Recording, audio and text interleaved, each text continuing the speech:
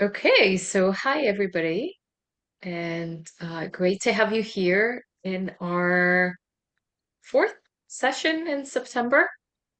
And today we have Franceska Davidhi, who is our Administrative Manager, District 109. And Franceska is an electrical engineer and passionate about human behavior and leadership. Her interest in emotional intelligence began when she was in her 20s, while she was navigating the engineering job market, learning to understand and manage emotions in challenging environments. Very important. She strengthened her resilience through life transitions, living and working across countries, and through corporate trainings that taught her to stay grounded under pressure. Also, very important. Today, she shares practical, easy to apply tools on emotional intelligence, resilience, and delegation. Is helping others grow by first leading themselves. Without further ado, Franceska Davidhi. Thank you. Thank you very much, Yapit, for the warm welcome. And good evening, everyone. I'm starting to share my screen. Just be patient with my technology today. Hey, do you see my screen? Yes. Okay, Yep. great. Okay, today we are going to talk about emotional intelligence, resilience, and effective delegation. And I would like to start with the fact that District 109 is a district of many cultures. And it's important to know that leadership goes beyond of the technical skills, goes beyond of what we are usually used to read and hear about leadership. It's also the human side, the one that lately, in my experience, has become more and more important. That's why let's unlock together today the human side of leadership. And I would say that we are lucky enough to be not many people so that we can interact more with each other. What is today all about? We are going to talk and get to know the 5 pillars of emotional intelligence, the allergy mirror and how it can benefit you and us, all of us. Which of the 4 F's is yours? And then we'll discover what the F's stand for. Resilience and its 4 elements. Levels of delegation and which one do we usually use and when do we use it? And of course, in the end, we'll have a each and every one of you, one leadership blueprint and resources. Let's start with a saying, a quote by Viktor Frankl that I love, in fact. Between stimulus and response, there is a space. In that space is our power to choose our response. And that space is what I call emotional intelligence. Now, I would like to start with a question. When tension arises in your team or in your club or in your work, what's harder for you? Noticing your emotions, naming them, or managing it? You can just open mics because, and then you can just brainstorm. What do you find more hard when you are in a stress or in a conflict in this situation? Noticing what emotion is going around you, naming and saying that emotion. Probably managing them. Yeah, me too. Managing. Yeah. For fact, me, I would yeah. say that the noticing is actually quite hard because you tend to feel it and to react to it, but you don't step back to notice. That requires some self-awareness. Indeed. That's, in fact, you pointed out a beautiful point because that's where it all starts. Emotional intelligence is, in fact, the ability to recognize our emotions, to understand what is going on around and inside us, and then to manage our emotions and the one in front of us in order to produce better outcomes, better networking and communication with and relationships with people. Different people have different emotional intelligence, and that is very, very normal. We will have to keep in mind throughout the whole session, but also in general, when we are talking about emotions, we face different people in our life. And then we will come a bit later on that one. People that are speak with emotion and people that speak with logic and numbers. But that does not make them not normal or not different or not doing the job properly or a bad person, if I am allowed to say that word. It's just different people have different ways of emotions within them, but we will see also later. What are the 5 pillars of emotional intelligence? What Beatrice has said, self-awareness is the first one. So I notice my state, I know what triggers me, and I am aware of what is going inside me and maybe also around me. The second one, whilst you are aware, we come to the second pillar, which is self-regulation.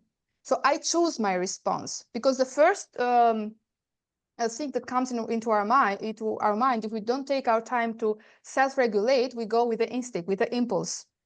Sorry about my cat. with the impulse. So that's why the second important pillar is self-regulation. The third one, motivation. I act based on purpose, based on my values, based on my standard, and not based on my mood. What does it mean? It means that when we are in front of a conflict, a situation, a group of people, inside us, we have our own standards, how we want to behave in front of people, regardless the emotions, regardless that's conflict. And that is our motivation in order to deal with the emotions. The fourth one is empathy. I understand how others feel before I try to influence. Empathy, in fact, is one of the pillars that is discussed a lot in every training that we go, or in therapy.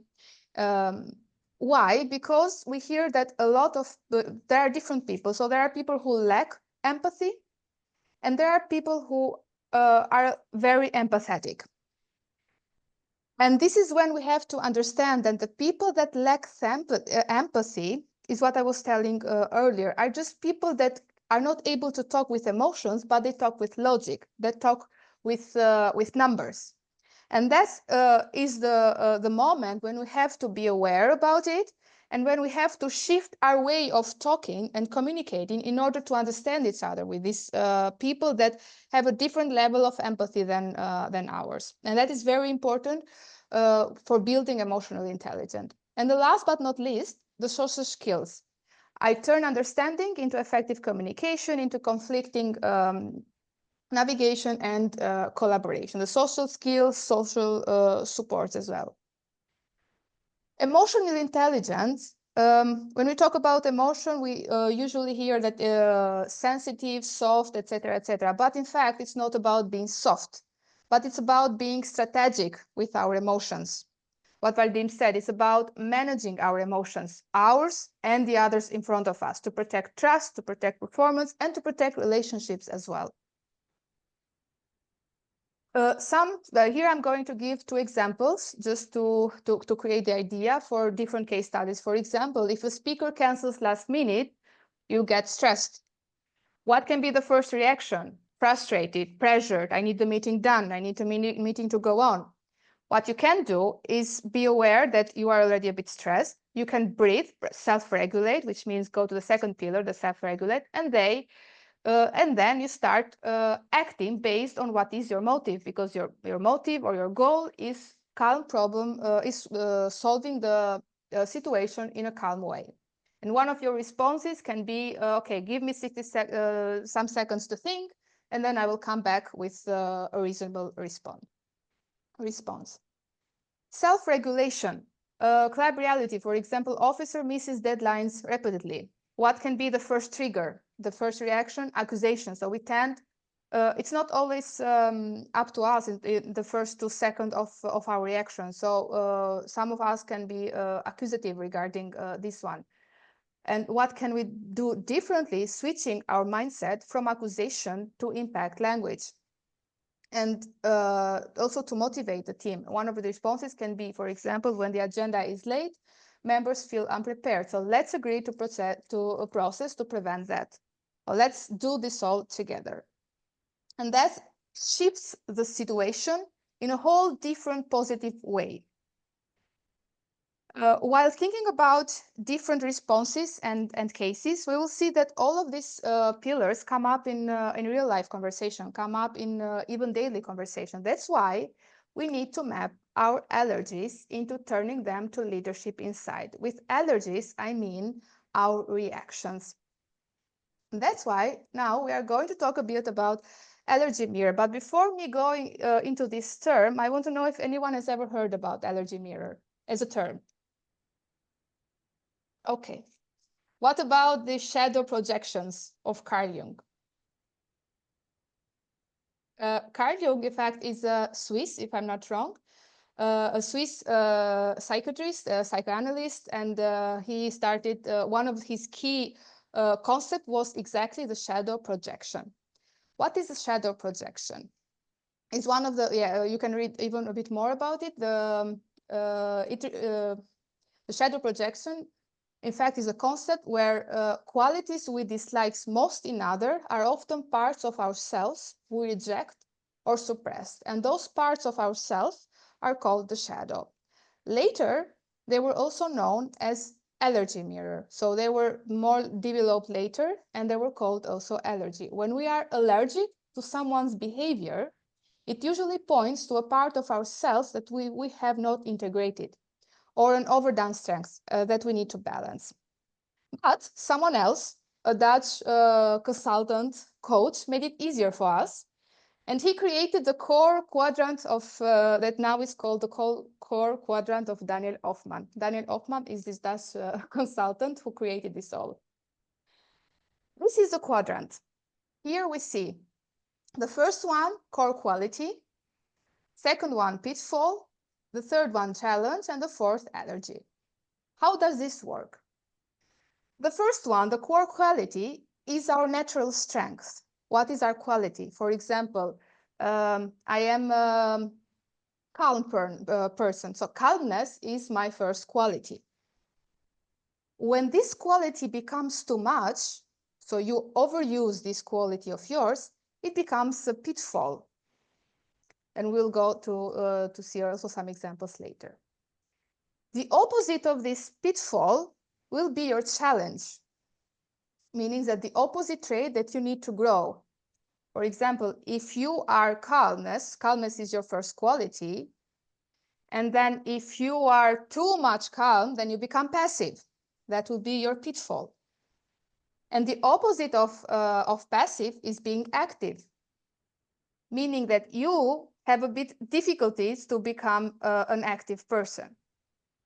And when this challenge, this opposite trait becomes too much, then that's your allergy. That's exactly the behavior that irritates you, the exaggerated form of that opposite trait in others that you cannot stand. The positive opposites are your pitfall and your challenge, while the difficult opposites are your natural strength with your allergy, meaning that, explaining in more simple words, meaning that someone who has as a core quality calmness will have a bit of difficulties dealing with another person who is more extroverted, who is more active. Because that's the allergy for you, but that can be the core quality for another person. When you go into this quadrant, you have it more easy to understand what is one of the qualities or the behaviors you have to work on and you can work on, and what is the one that you know that you will trigger you and that you should stop for a moment before dealing with that person. Now let's do some examples in order for this to be more understandable. For example, determination. So determination is the core quality, the quality of a person. Let's call this person whatsoever, the determination. When determination becomes too much, you become pushy. And it goes to pushiness. That is a pitfall. The opposite of pushiness is patience. That is your challenge, meaning that someone with a core quality determination needs to develop a bit more the patience in him. And when the patience becomes too much, like you really overuse it, that person goes into passivity. And that is your allergy. So you will see that someone who is very determined will have a really big problem dealing with someone who is very passive. Okay, before me continue going on into the breakout rooms, I want first to open for questions before going to do a real exercise with each other. Did you? Is it clear up to now? What the quadrant? Okay. I cannot see any one of you, but if anyone has a question, you can just open your mic and I'm fine, because I cannot see everyone. Okay, so we see here that the pitfall, so the pushiness and patience are the positive opposites, so they still can work with each other. But the difficult opposite is someone who is very determined and someone who is very passive. So these two will have a bit of a conflict with each other. And someone who is very determined has to work a bit more in its patience in order that this allergy of his will not interfere in his collaborations or interactions, sorry, with these other people behavior. Another example. Yeah. Sorry, if we go back to the slide, it's interesting that you say that, okay, determination, patience are good supplements, but what about pushiness and passivity? Exactly. In fact, pushiness is an overused, so it's still part of a determined person. So these two are also, let's say, not a good supplement, but will have a bit of difficulties with each other. I would expect even more than determination and passivity, because pushiness is determination at the higher level. Yeah, it's determination at a higher level. Yeah. Okay. Yeah. So even so these are some of the words that I've chosen, but you know that there are also different ways of naming the behaviors. So instead of pushiness can be also another word that describes when determination becomes too much. But my English, unfortunately, I cannot explore it much. But that's so there are different ways, but we have to keep in mind that these are not feelings or emotions; these are behaviors. So we always have to keep in mind that we are talking about people's behaviors, and that's a difference. Another example can be, for example, flexibility. Someone who is very flexible. If he goes a bit too much, then it goes to volatility. And the opposite of it will be consistency. Someone who is consistent in what he does. And if consistency becomes too much, yeah, one of the behaviors can be rigidity. And that's where the people who are very flexible have a bit of difficulties of interacting with people who are very rigid. Or, for example, the people who are very structured with the people who are very disorganized, if I can put another example. So this is another example. Now we're going into the breakout rooms for 10 minutes, and then we will have a little exercise. I don't know how many people we are, but I guess 2 groups is enough. And this is the exercise. Yafit can help me with... We're 13 people right now. 13, yeah, 2 groups, and it's enough. It's okay. Still, Yeah, it's I more will to put get to know. the first exercise, please. Yeah, in the chat. And what we are going to do in this breakout room. So at least one behavior that triggers you in your club, in your team, in general, it doesn't matter in the end. Identify the trigger emotion. Ask yourself, what emotion does it trigger? And this, in fact, is a bit tricky because this will be your allergy. So you won't start from your core quality, but you will start from your allergy. Find the overused strengths. So map it into the allergy mirror. You can use the whiteboard in Zoom, and you can play a bit around with it. You can even start, if it is easier for you, you can even start from your core quality, and then you can play with the quadrant a bit. As I say, just be careful, analyze behaviors and not feelings. So it's a slightly difference in there, because that will give you a more broadened perspective. I'm stopping my share now so that I can also see what is going. Okay. Okay. Yapit, if you can help me with the breakout rooms. Does everybody have the exercise? I'm not sure Oh, you'll okay. be able to access it in the rooms, so you can download it now. And okay, so ready to go for 10 minutes. Yeah.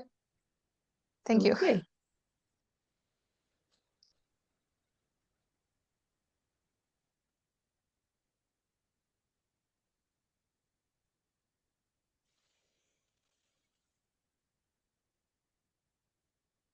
Okay, so Laura, I didn't put you in a room, but you can Yeah, I'll move go around around. because I just wanna I wanna see. No, and both, by the way, both of you could do it. Both Franceska. I'm gonna. Yeah, I Yeah. wasn't sure. Okay, I think we are all back.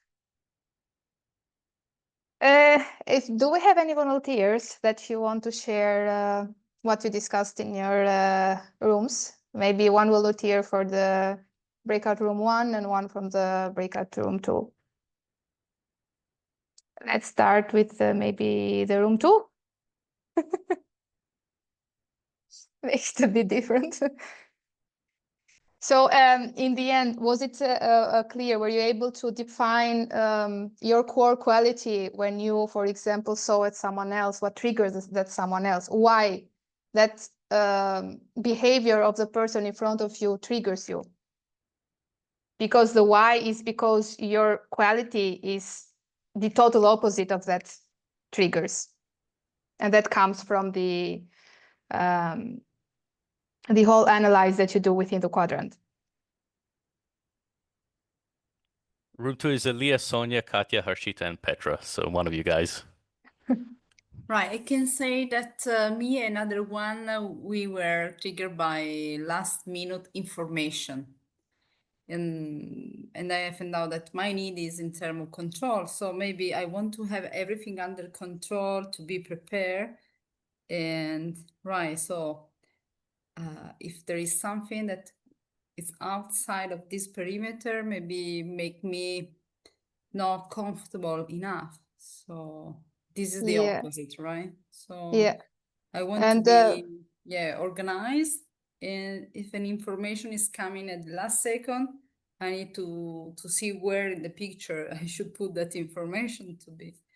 So and what is something that you think you can work on yourself so that these two behaviors find each other in the middle, so that you will not have that explosion allergy in the end, but you find a midpoint? Usually, but this is more actions. Usually, I think many ways. So creating many backups in order to be ready, or think something like what goes wrong. You know, this is done also in a procedure.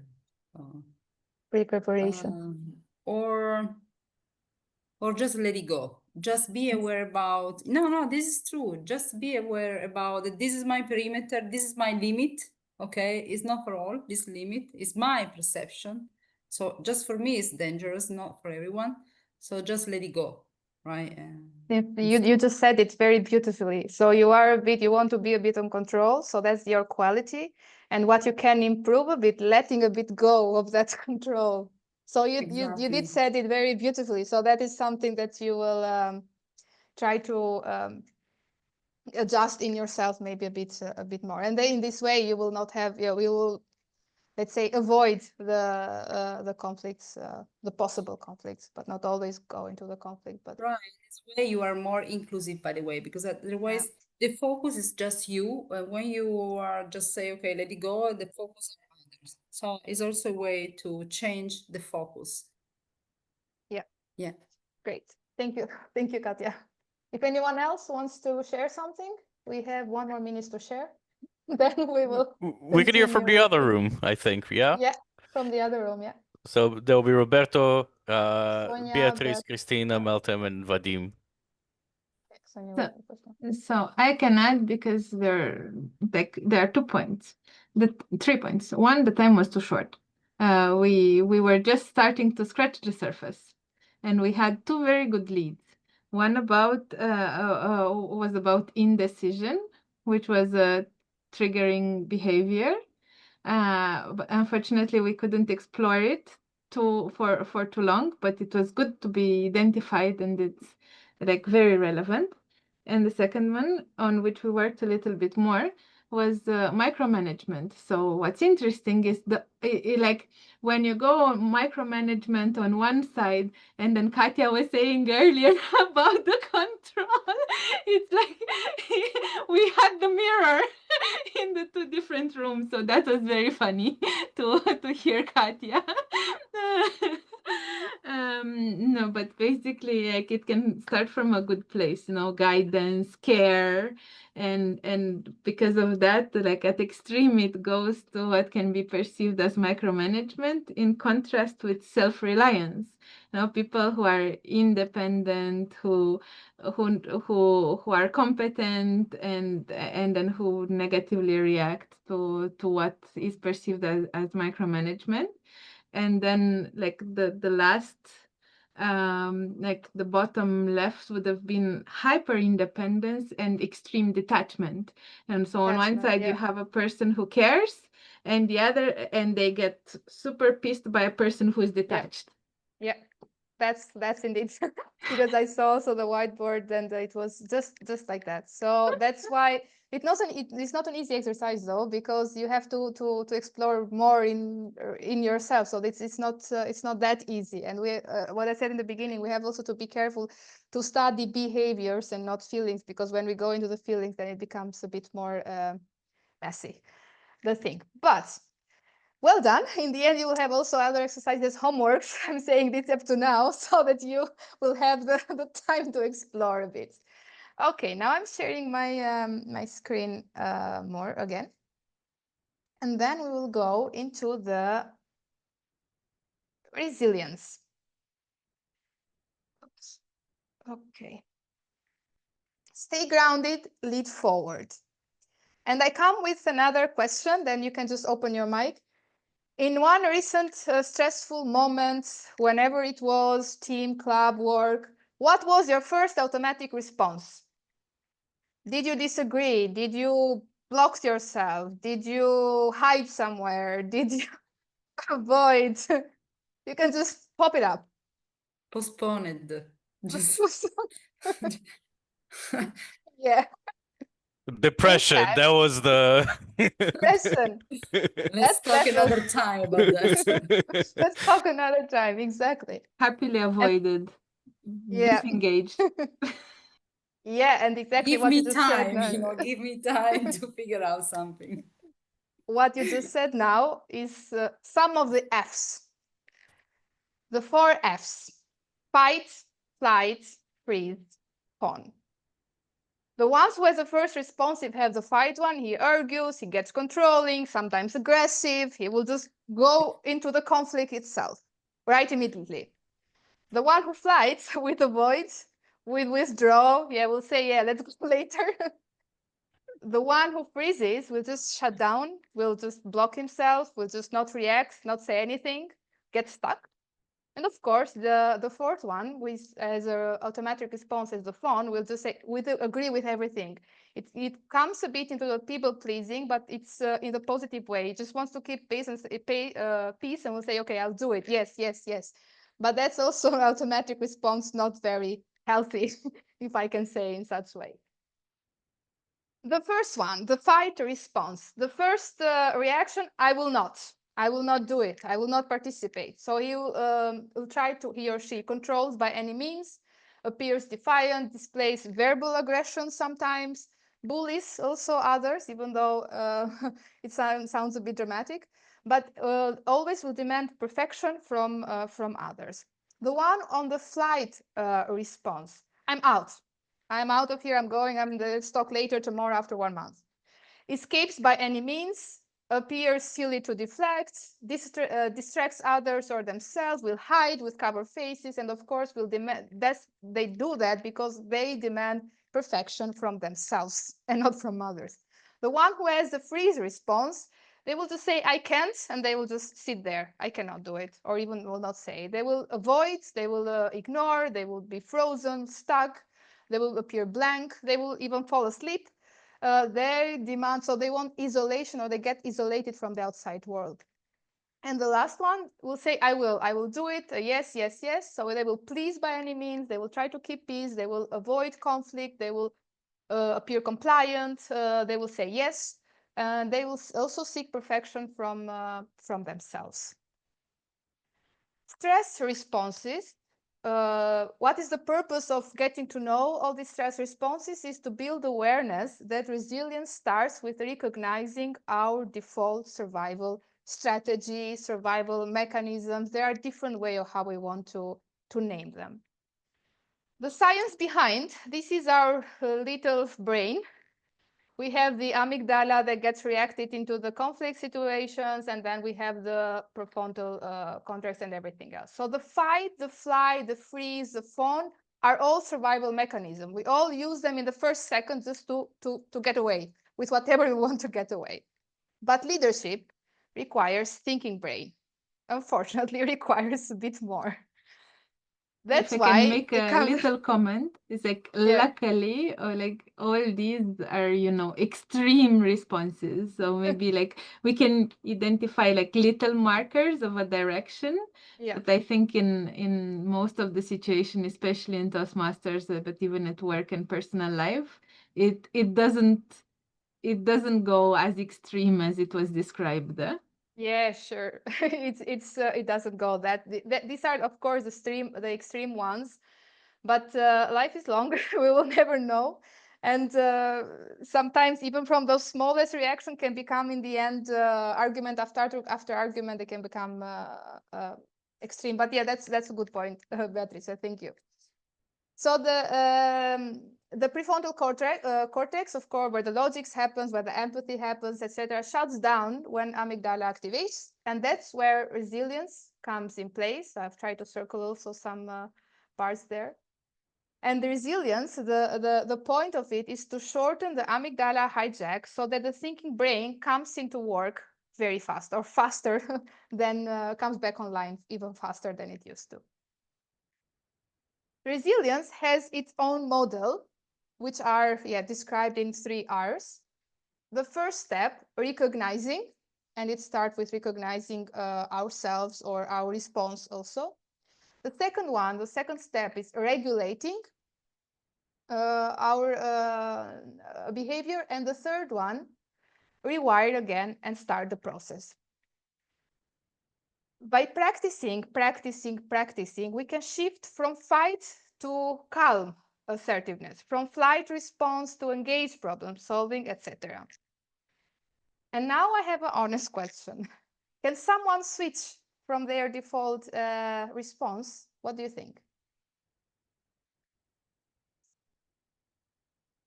After lots of therapy and work, like with years and years of self-work. Yeah, with awareness, I think so. Maybe you can't switch. Maybe it's always going to be there, but just for a shorter amount of time when you go to the right response. Yeah. Or whatever, different. That's correct. Well, this comes from my personal years and years of experience and practice.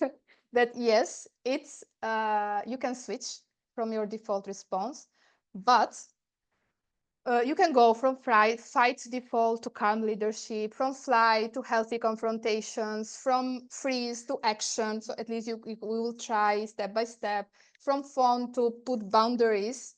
But as what Laura said, we cannot skip the first 2 seconds of our automatic default survival response and mechanism. But we can choose what to do next. We can always, what Yafit said, we can be self-aware that, okay, this is my first, I know how we will react in the first 2 seconds, but it's in my hand now. How do I want to continue the rest of the meeting, of the situation? And that's what is called resilience.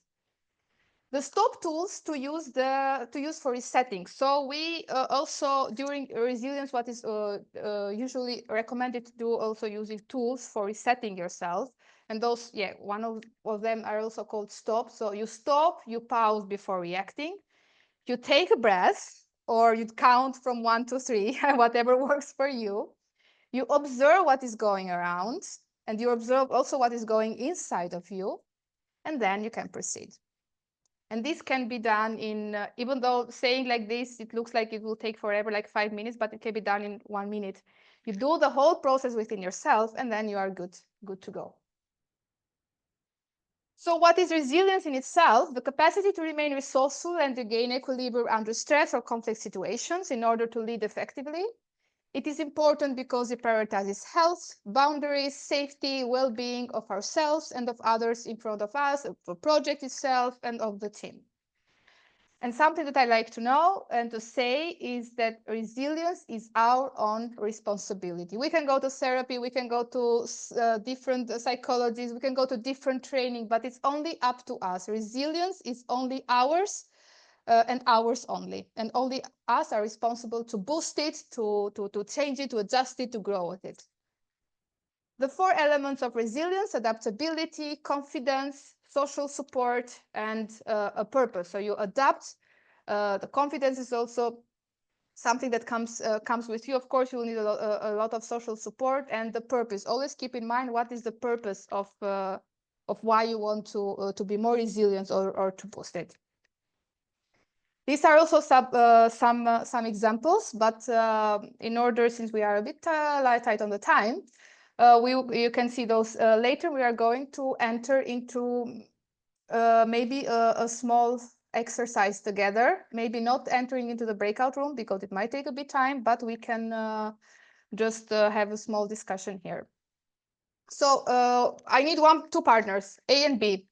One can share a stressful situation and the other one needs to see or to reflect back the response type and ask what could help reset faster next time. It's just to exercising a bit.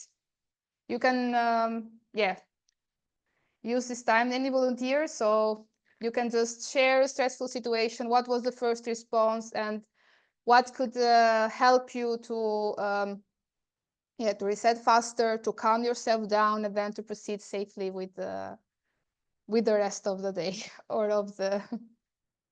You can share your experiences since it's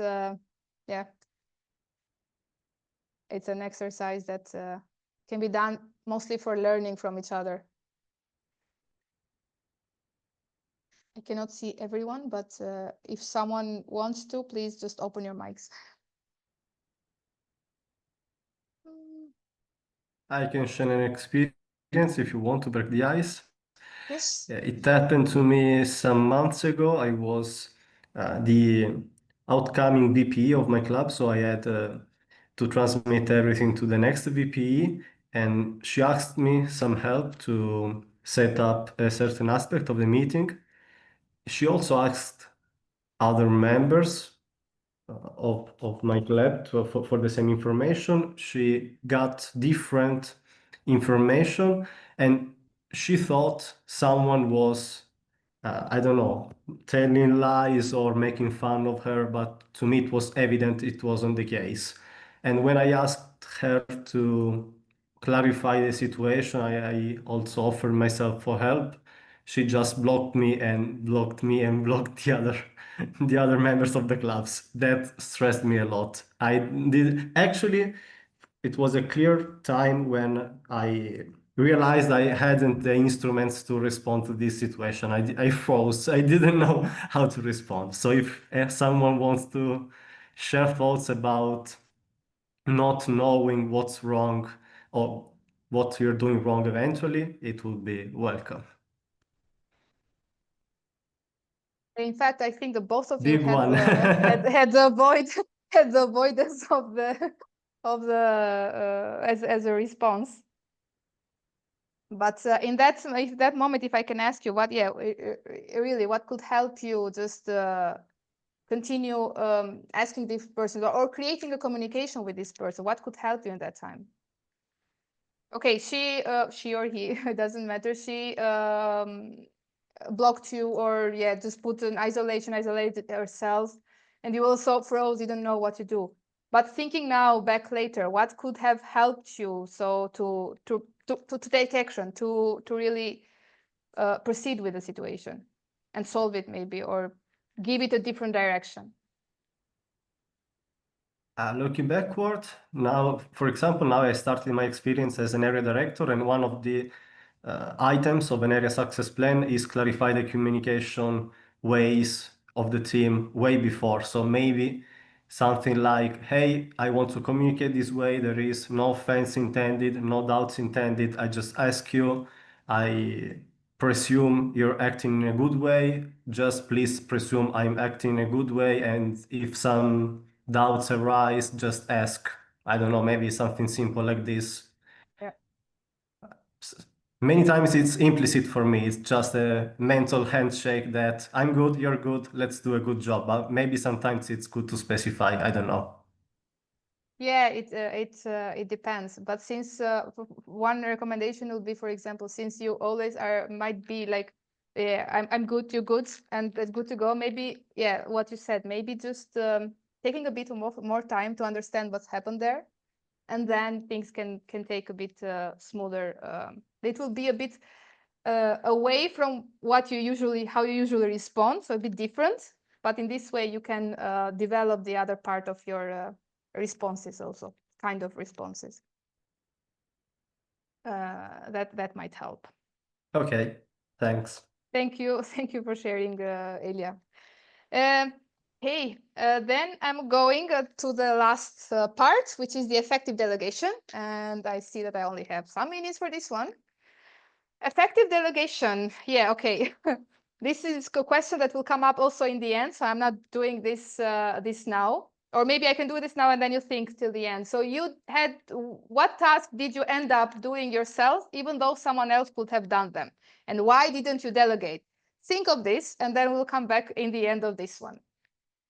Levels of delegation. Delegation also has levels. I also was surprised when I found out this some years ago. The first level, do exactly as I say. We have leaders who delegate saying, yeah, do exactly as I say. Why? So you give instructions and the other person executes it. When to use it? When the person is new, when the risk is high, then there is no margin for errors. The second level, research and report. They gather data, but do not decide. You have the decision. And when you can use the second level of delegation? When you need input to make an informed choice.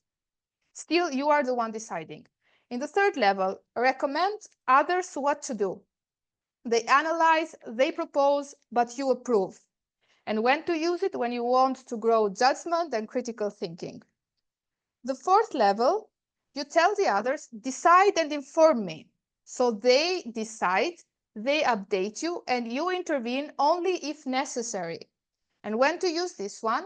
When you trust their ability and you only want feasibility also for yourself. And the fifth level of delegation, full ownership. They own the task. And when to use it? When you want to grow a leader, a future leader, or free yourself, of course, from some responsibilities or higher level tasks. So these are the 5 levels of delegation, and each of us, in what we do daily, we choose one of them based on which is in front of us. But as you see in the levels, as we go up, trust, autonomy, and empowerment increases. Delegation is trusting responsibility to others with clear expectations, also support and follow up, but holding them accountable. Why it is important? It is important for development, for building ownership and growing future leaders. If it is done poorly, you will create frustration, mistrust, demotivation in the team. But if it is done perfectly, you will gain motivation, capacity building, and succession planning in the end. What are some of the barriers? Because there is always barriers if you want to delegate, or obstacles. Perfectionism. Some of us, we just don't like how others do it. We say just, yeah, they won't do it like me. And we need to accept it, that some of us are perfectionists. Control. Some of us can just let go. And that's difficult of delegating. Speed. sometimes when we are used to do the same task so many years, for us it's we have a certain speed and we say, okay, it's easier if I do it myself. I can do it faster because I have to explain to this other person and then it will take its own time, etc., etc. Fear, of course, one of the obstacles can be fear. What if they fail? Might go in the back of the mind. And the people pleasing, of course, there are also someone who just don't want to burden others, and they say, okay, I can do it myself. I can do it. Don't bother others. Francesca, Yeah, I think Katja has a comment, and Katja, I think Yeah. Francesca doesn't see you. I didn't. Okay. Yes. Yes, My please. feedback here, just to create a context in terms of Toastmasters, is that sometimes just because we are mentoring, maybe it can be confused. When you are a mentor, and maybe you don't have so much time to dedicate so to be a mentor, it's better to do things together. So maybe we should just differentiate the mentorship part and the trust others and let it go, something like that. Because when you are mentor, you need to do things with the other until he has the real self confidence, or at least something that you think is enough to be alone. Otherwise, the opposite is that if I give you something and you feel alone, it seems that you are just vomiting something to others, just bleh. Do it. That's because I true. don't Yeah, want to do it. that's true. Yeah, that's true. That's why. Yeah, that's true. That's why there are the levels. So you choose your own level. How much can you delegate? For example, also because you know the person in front of you, or who you know their capacity. You know why also your why. Why do you want to delegate and things like that. But yeah, it's good to differentiate, and it's good to be aware also for this. For these things. But Right, of so course, point with of information, just because sometimes people thinks that when you are delegated, maybe they feels that, oh, this is too much for me. No, there is too much on my plate, something like that. So we need to be, always in the foundation of delegation should be support also, and that's even if it's level 5 of ownership, is always the one delegating should always be there. Yeah, you own it, but I will be here. It doesn't. You own it, but I will be here, because we all have our limits also. Thank you, Katja. It's also very important to never mind, to make the difference between between those two terms. Yeah, we are not going into the breakout room, but maybe the question that I asked in the beginning, which I'm going back again. One task this month that you could have delegated, but you did not, and why? If someone has an experience, feel free to share.